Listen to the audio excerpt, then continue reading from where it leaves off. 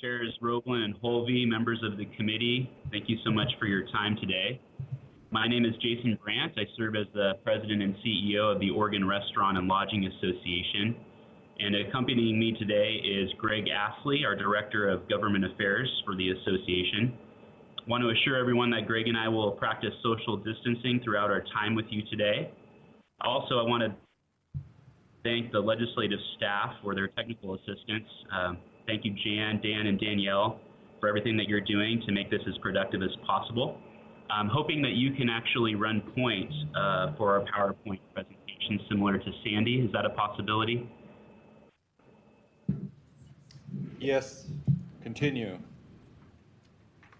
Great. Before Greg, Astley, and I move through our PowerPoint slides, I want to convey two crucial points. An immediate infusion of cash for Oregon hospitality businesses and their employees is needed right now to sustain operations. This can be accomplished through ongoing federal coordination and an aggressive Oregon hospitality grant program. Secondly, we must consider relief through government action to protect hospitality businesses from fixed costs during the duration of the emergency. Deferring expenses without penalties for rents and utilities would assist with cash flow for employees we want to keep on our payrolls. With that, we'll move through the slides. And again, thank you for your patience. I know it's already been a very important meeting with a lot of crucial points. A little background on us. The Oregon Restaurant and Lodging Association represents about 2,600 members throughout the state. It's a very large industry, and I want to make sure that we think about the people, the tiers that we're hearing over the phone for the last week, the calls, the emails, the texts. This is an industry that has been unified for years between employee and employer.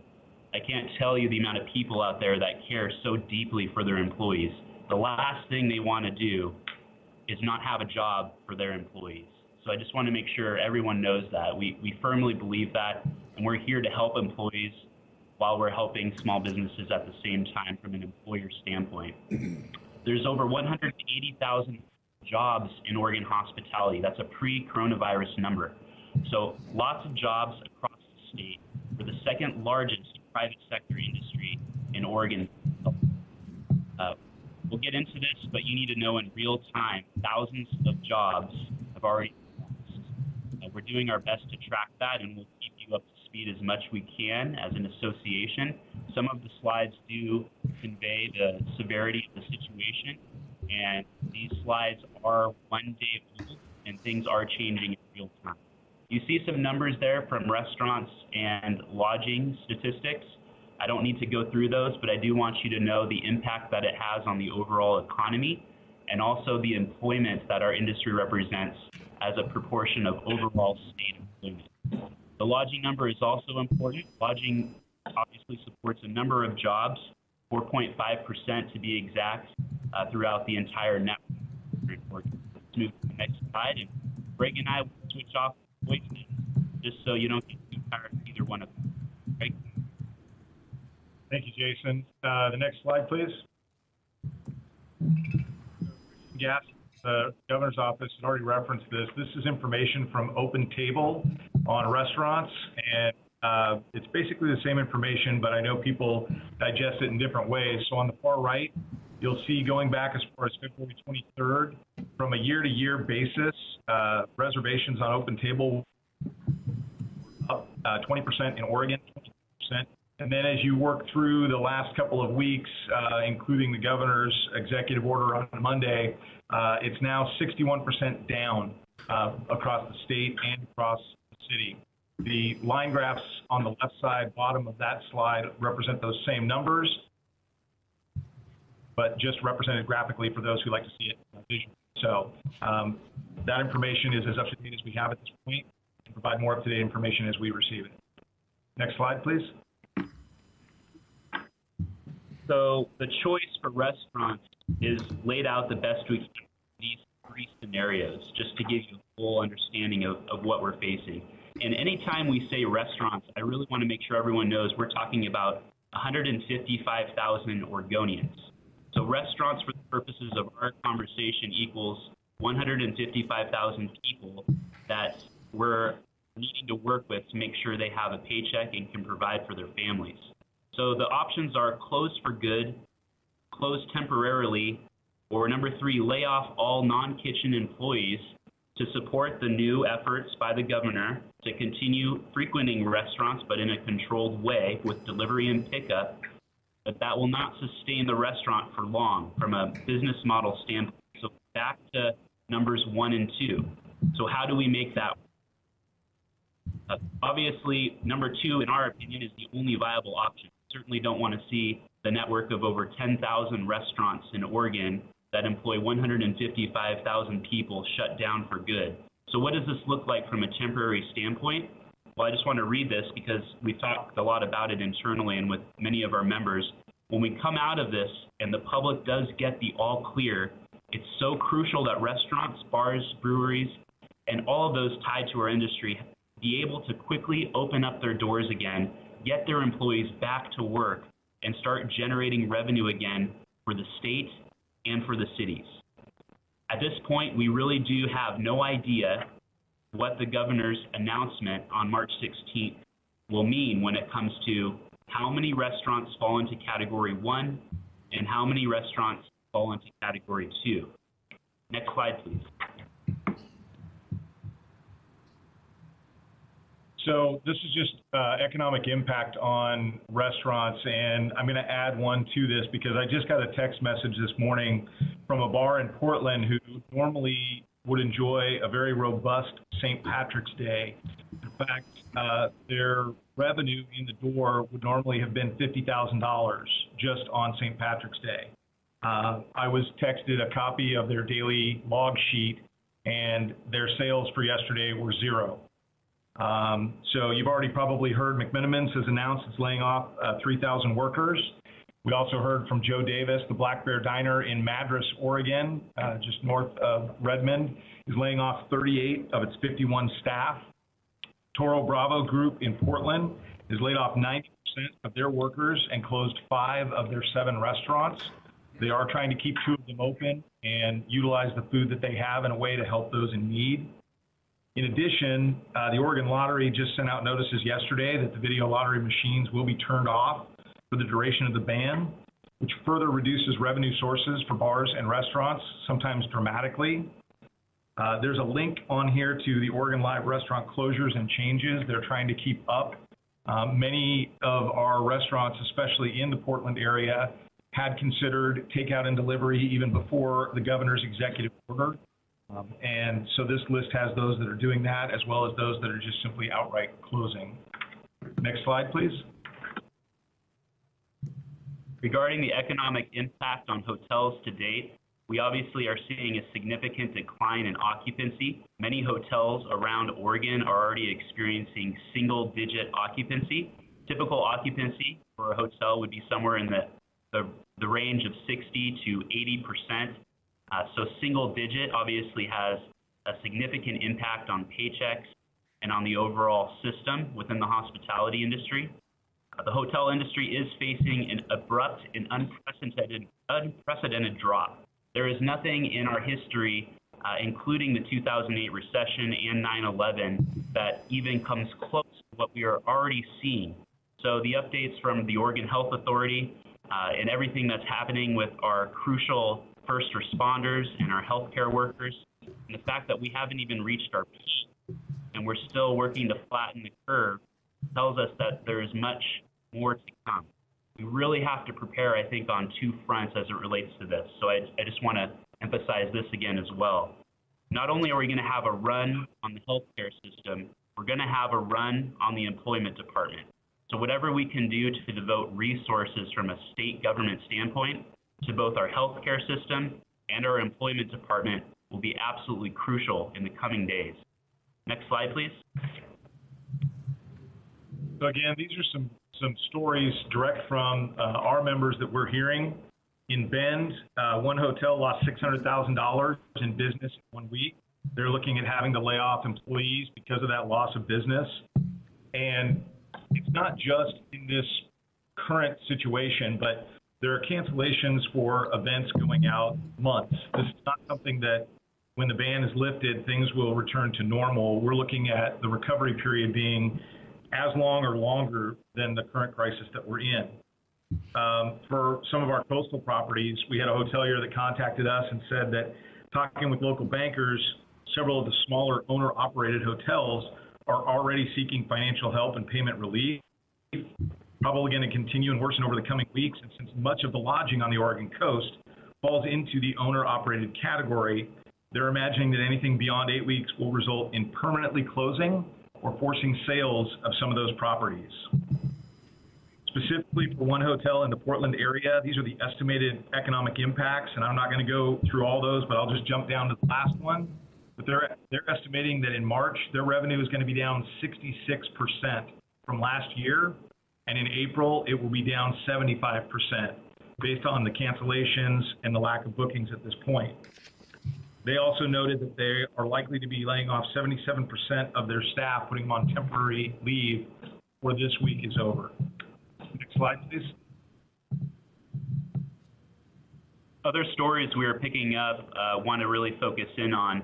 For example, anonymously, one hotel group reported that 4 hotels saw revenue decline of $1.7 million in the last 10 days.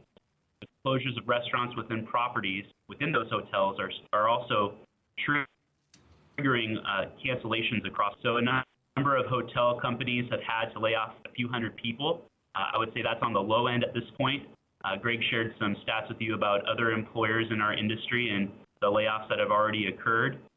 We have a lot of concern about the ability for the employees we care deeply about getting the insurance they need as soon as possible. And whatever we can do to assist and partner with state government and our local elected leaders, we want to do to make that happen. These are numbers that we have received from our friends at Travel Portland just to showcase where we currently stand. So for Portland, the estimates are a loss of $67 million for business that Travel Portland books directly. Regarding citywide and single hotels, they will have a number in addition to that above. They're still working on that. Not everything. So I do want to make sure that we get that out there. 60% have either canceled or are giving it consideration. 20 conventions have canceled their trips to Portland, and Travel Portland is estimating right now that we're looking at a 75% projected revenue loss for their organization. I think it's really important at this point to remember this might seem counterintuitive, but as it relates to local lodging taxes, we have to make sure in every instance that we're protecting our friends that work in this industry that are marketing the hotels and restaurants throughout our state. When we come out of this, we have to make sure the marketing arms are ready to go. It's our opportunity to win the business when we get through the short-term crisis. If we don't think that way, if we don't think counterintuitively about the importance of protecting marketing dollars, this situation is going to last much longer. So whatever we can do to make sure they have the resources, the reserves, so that they are ready to go when we're ready for people to get back out there, the better off Oregon and our people will be. Next slide, please. So the next one here is a visual. I'm a very visual person, and I just wanted to showcase the reality of what we're seeing relating to coronavirus. It's a preliminary scenario. Our friends at the American Hotel and Lodging Association have assisted us with this data collection. But you can see, as I referenced before, and also in our national press releases, that the impact of coronavirus is bigger than the recession of 2008 and 9/11 combined. This is uncharted territory, and we will come out of it. But in the short term, we have to really figure out how we work together and execute, meet deadlines, and take action steps that help Oregonians and help the small businesses that are calling us in hundreds. I mean, we're getting hundreds of volumes of calls right now and fielding calls with people crying, not knowing what to do. And so we're doing our best to be there to encourage and counsel. But frankly, as an association, we're not really trained for that. We need to make sure that we do whatever we can to connect the hundreds of people that are calling us, that are pleading for help and are desperate with the resources they need as we deal with this crisis on the front lines with our crucial healthcare providers. Next slide, please. So to complement what Jason was just saying about the devastation as far as the hotel side goes, we just received information today. There's an Oxford economics study. So for Oregon, they're estimating a loss of over 30,000 jobs that are directly related to the hospitality industry, the hotel industry in specific, and then the total impact on hospitality jobs, which would include anyone directly or indirectly, is a loss of 114,000 jobs. That's just in Oregon. On this slide, we're starting with the relief needs that we need from the state of Oregon in priority order. The first being we need to take care of those workers that Jason has talked about. We need to make sure that the unemployment insurance is available to prioritize the stability and accessibility of the unemployment insurance fund. So we would ask that you consider transferring the 2019 corporate kicker to the unemployment insurance fund to create immediate access for workers displaced by business closures and slowdowns, to eliminate the job search requirements for unemployment insurance, as well as the 1-week waiting periods for benefits, and lift the requirement that employees be employed for 6 months for the work share benefit eligibility. Next slide, please. Other important tax-related efforts are on this list. And again, I want to thank Sandy McDonough with Oregon Business and Industry. It goes without saying that the business community as a whole is coordinated, and we feel it's crucial that we stick together, both with state government, employee and labor representatives, as well as business groups, to find a path forward. I think there's going to be a lot of common ground as we figure out how to push through this. Anything that's good for small businesses coming back to life after the short-term crisis is good for the workers. So finding ways to unify and work together are going to be crucial. You heard many times, cash flow is the issue. Recognizing the cash flow crisis facing businesses is something we have to address immediately. One of the ways we can do that is delaying the implementation of the new corporate activity tax. You heard Sandy talk about a first quarter delay with consideration for a second quarter. We are proposing, based on the unprecedented data that we're collecting and the statistics we're seeing, there is no way we can move forward with that until January of 2021.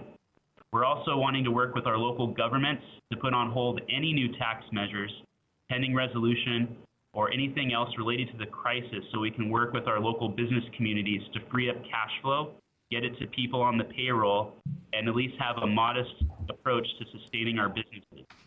If there's any option to suspend payroll taxes for small businesses, that effort could trigger long-term sustainability for state coffers and local governments.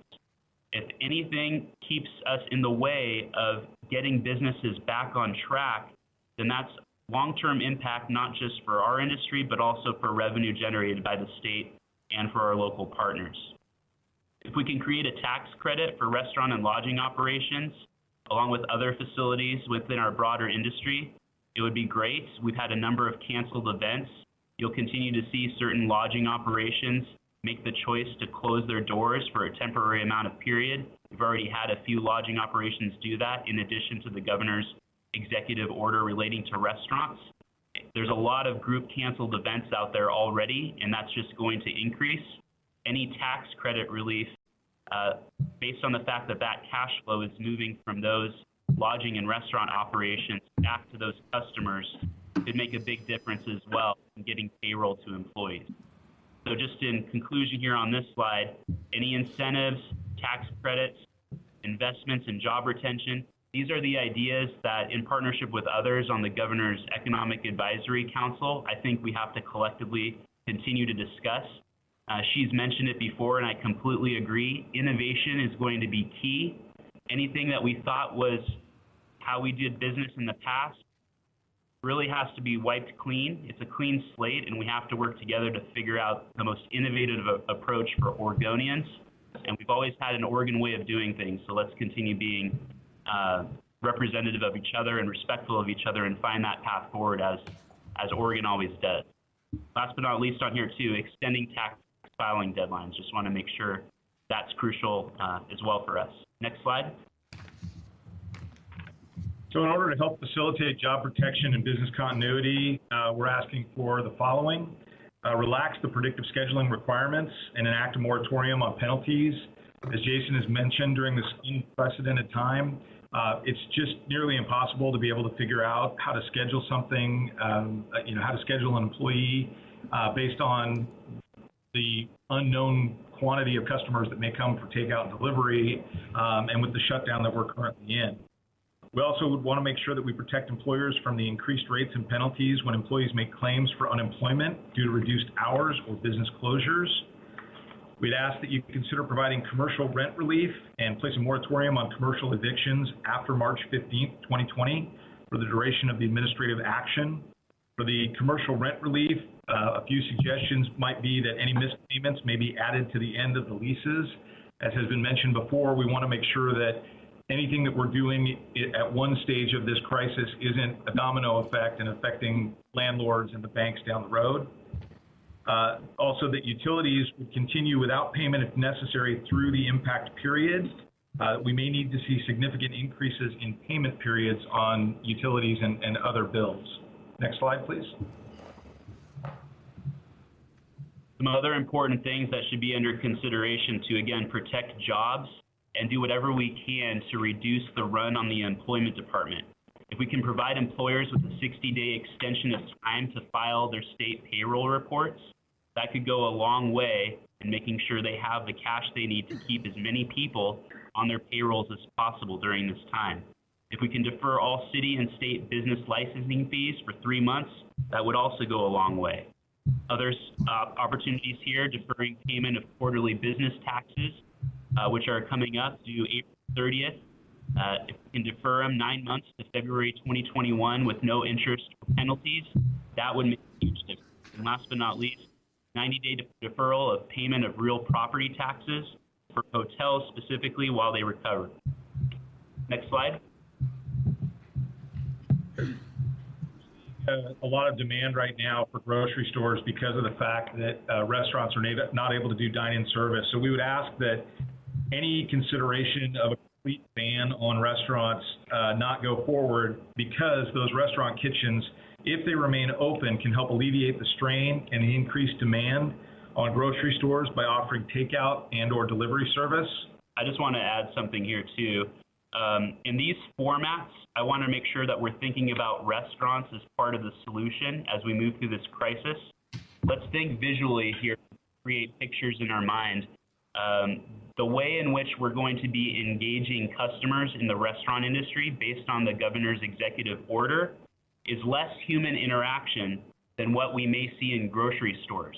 So if we're really looking at making sure that we're keeping the curve down and flattening the curve, making sure that we remember that the new model for the short term for restaurants and amplifying takeout and delivery services is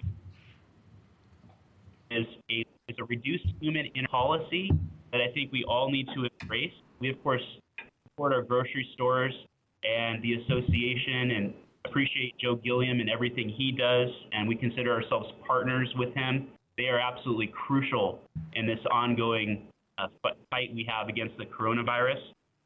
One of the things that I do want to make sure we know and learn from, we missed a real huge opportunity to get food to Oregonians who needed it.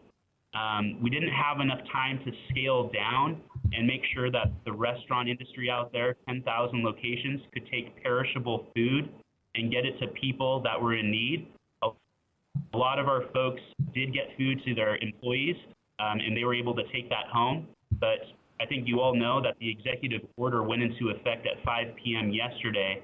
We found out about that the day before. And again, moving forward together in a positive fashion collectively is what we care about. I just want to make sure that we learn from that mistake, because there is a lot of food loss as a result of not having a scaled down period. Perishable food got to people who could use it. So that's really crucial. Insurance policies was brought up earlier, and we've talked to a number of insurance agents over the last 72 hours. Many believe that this falls into a gray area and it is not covered. So we're going to need the governor's help. We're going to need the state legislature's help to make sure that property and casualty insurance policies cover this gray area, which is the coronavirus. And that is, I believe, to Sandy's point, going to be something we're going to have to work on in the coming months together.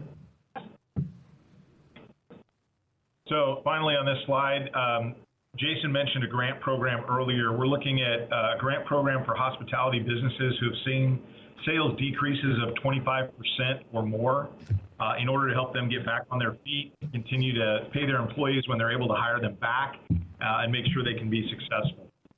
One final thing on insurance policies, I'm just going to make a statement here because it's reflective of the notes and information we've been getting from so many of our members. So I'm just going to read it very plainly. COVID-19 must be included in the triggers that allow restaurants to make claims. Next slide, please. Our last two suggestions are to allow for alcohol, which would include mixed drinks, beer, wine, bottles of distilled spirits, to be sold as a to-go or delivery item or to be picked up curbside. Other states are looking at this and doing it. It's one of those ways in which restaurants in their limited capacity now, without being able to do dine-in, would be able to actually bring in revenue to help pay the folks that they are able to still employ. So we'd like to look at that. There was a bill that was going to look at alcohol delivery this last legislative session. And so we can work on building on that to make sure that we allow for those sales to go through. And then finally, making sure that we create a statewide preemption to allow curbside pickup for all restaurant takeout and to-go orders. We are asking that there be no barriers or obstacles to restaurants in this limited capacity to be able to sell and offer their products to the consumers out there that want to continue to support us. Next slide, please. As we wrap up here, we just want to focus in on communication because none of the things that we've had an opportunity to share with everyone here on this line will happen without over-communication and a commitment to constant communication. So number one, establishing regular lines between business and Oregon leaders to have those regular updates and strategy discussions on a sector-by-sector basis. I want to thank our friends Christian and Leah in the governor's office. Their leadership has been great and is going to be crucial for us in making sure that this sector-by-sector response team strategy goes into effect as soon as possible. Number two, create a small business crisis line so we can triage calls. You've already heard that, both for employers and also for employees. I would consider maybe two separate lines, one for small businesses and one for employees who are dealing with layoffs. Number three, require state agencies, including the Oregon Health Authority, BOLI, Employment, Transportation, Lottery, Revenue, and the Secretary of State's office to create designated resource sites for employers. I heard from a few people through text messages while we've been speaking that I might have been a little patchy at the beginning of the presentation. So last slide here is our contact information. Just to reiterate, my name is Jason Brandt, and I'm the President and CEO for the Oregon Restaurant and Lodging Association. And I was joined today in our presentation by Greg Astley, our Director of Government Affairs. Our contact information to keep a commitment to over-communication is right there. And we, of course, would welcome any questions. And again, want to thank Chairs Holvey and Roblin for the opportunity, as well as all of the committee members, to share real-time data and solutions that we think can help all of us get through the current crisis. Thank you so much. Thank you both for your presentation. It's definitely eye-opening, and one of your last bullets, I hope that the governor's office, I think they are moving towards that sector-by-sector response team. I think that's something that is going to be critical to address business challenges across the state. So I appreciate you having that on your slide. I don't know if there's any questions, Senator Boquist. I just want to thank you for your presentation, but tell members, and Greg has got this, I sent it to him last night and sent it to staff, and of course everybody's busy. So later today, going up online is an email from Legislative Revenue Office that outlines the economic impact in payroll to the retail and hospitality sector, which tops $1 billion per month in payroll. And so the UI account's going to get hit pretty hard here. So that data is coming up for members to look on. And then Josh Lerner has put some data in too in regards to the Office of Economic Development, or economic analysis in terms, again, of lottery and retail sales. So members will look and see that data that supports what they're saying from our own staff at LRO.